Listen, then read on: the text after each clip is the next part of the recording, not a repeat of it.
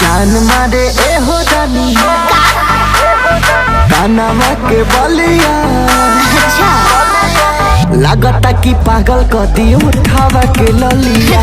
जान मारे ए हो जानी कानवा के बलिया। लगता कि पागल क दी उठावा के ललिया।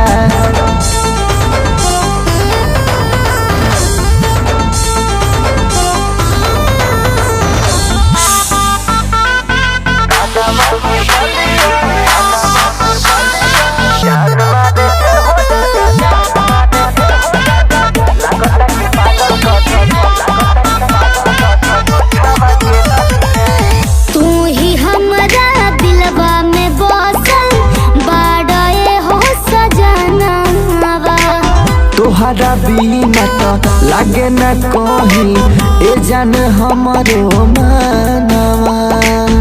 कसम से अरे हाँ हो ए तू ही हमारा दिलवा में बसल बड़ा ए हो सजनवा। तोहरा बिना तो लागे न कहीं ए जान हमारो मनवा। हम बताए प्यार में कोई सन भइल बहलिया। जान मारे ए हो जानी कानवा के बलिया। लगता कि पागल क दी उठावा के ललिया। जान मारे ए हो जानी कानवा के बलिया। लगता कि पागल क दी उठावा के ललिया।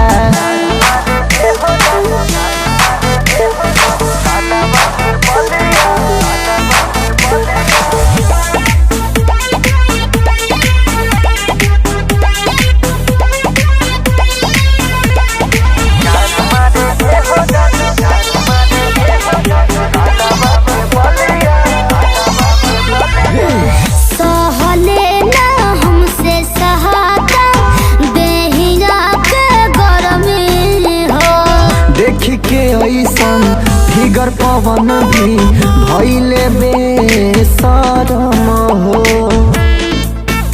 जाए दो ए सहले ना हमसे सहाता देहिया के गरमी हो।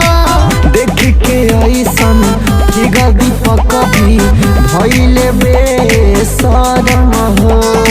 अतुल के छोड़ के नहीं गली हो गलिया। सही में जान मारे ए हो जानी कानवा के बलिया।